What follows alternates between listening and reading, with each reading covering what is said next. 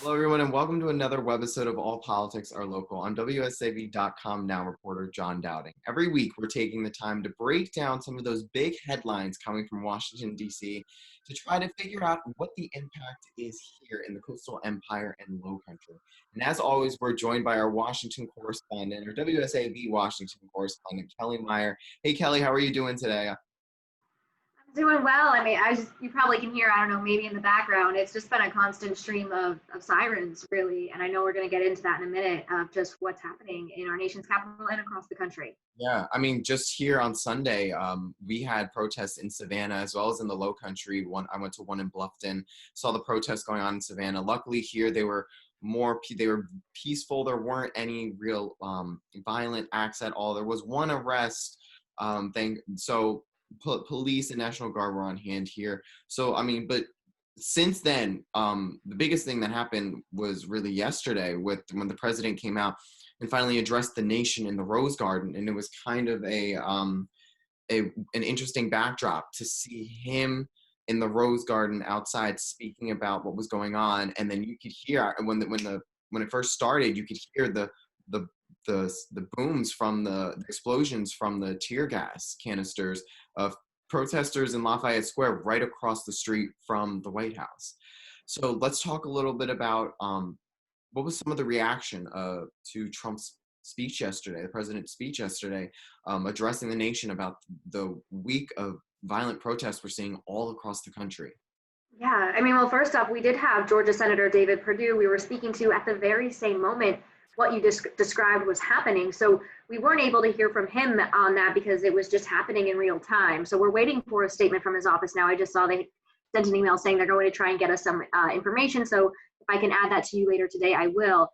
But in terms of other lawmakers reacting, we did hear from Republican Senator Tim Scott from South Carolina, who had gone on Fox News just after the president's address, saying he thought it was significant, it was important, it was what was needed at this time. But you're hearing from many others on the other side saying this wasn't what we needed for him to go across Lafayette Park and use this force to move away the protesters, just to go to in front of the St. John Church. Of course, that caught on fire the previous night. He went out there, stood outside, and then went back inside. He was with members of his cabinet and his team.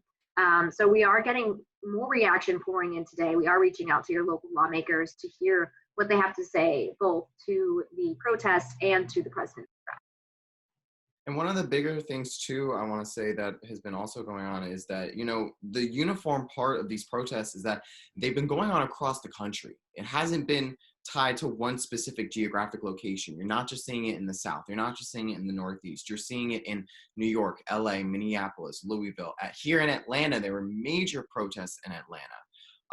And so much so that, National Guard was brought in as well. National Guard was here in Savannah on Sunday night as well. So, how are we seeing let's talk about some of those similarities of what we're seeing out here in, I'd say right now here in the Coastal Empire, because that's what our basis is off of here in Savannah, here in Atlanta, versus what you've been seeing in Washington, because they've been having protests that are just as large in the nation's capital and set with the backdrop of the White House and Capitol Hill.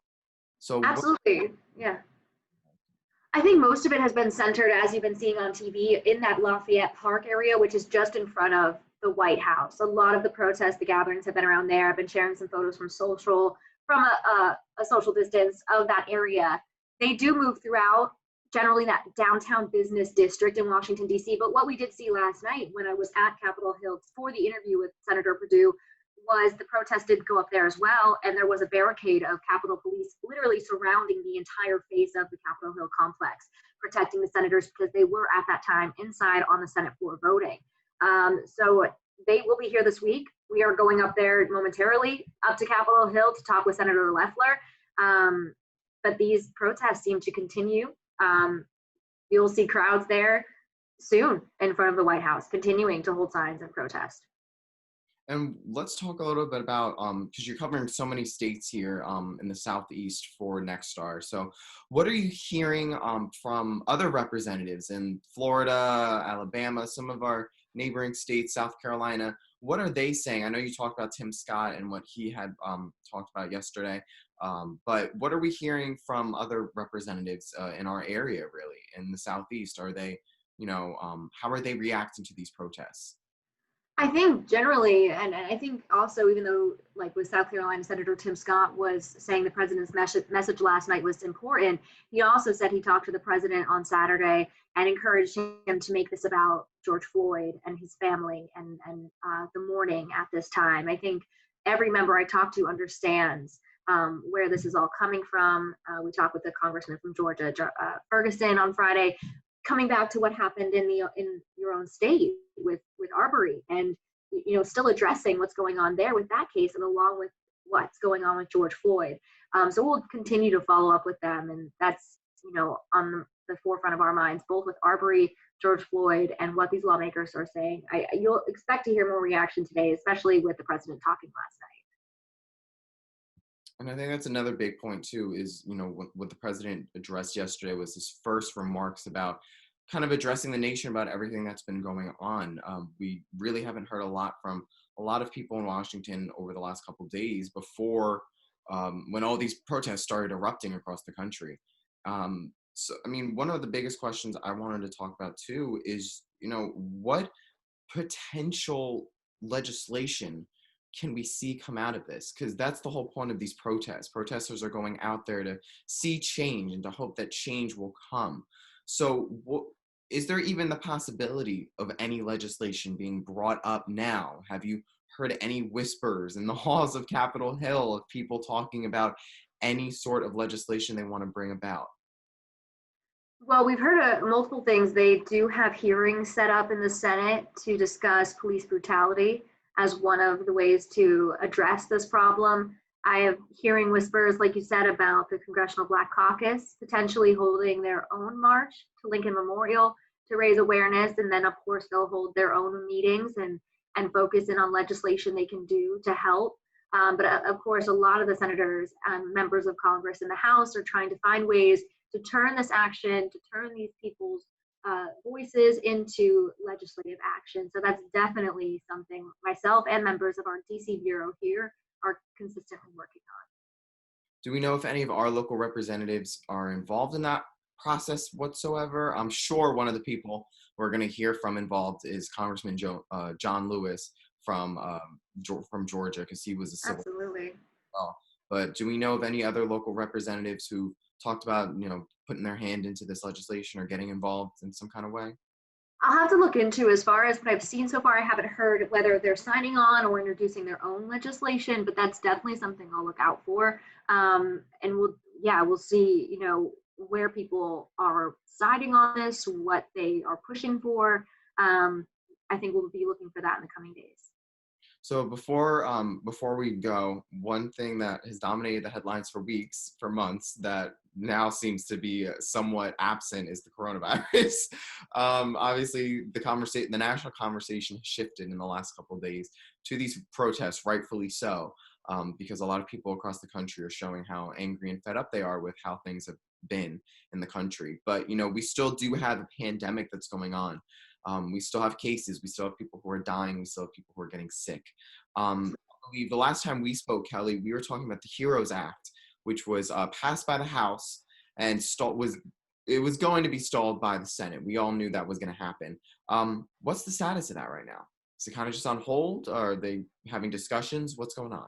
Right, and that's a great question. You really haven't heard much about where we're going with this. Of course, they said they were very much against the House-led, Democratic-led legislation there that passed with the HEROES Act. As far as discussions on that, I mean, all we saw the Senate doing last night was confirming judges, which is something that Leader McConnell has been wanting to do. So that's what they did last night. I know they still are concerned about COVID, as we all are. That is still a thing, especially as you're protesting, to remain socially distanced while we're covering it and while people are attending these.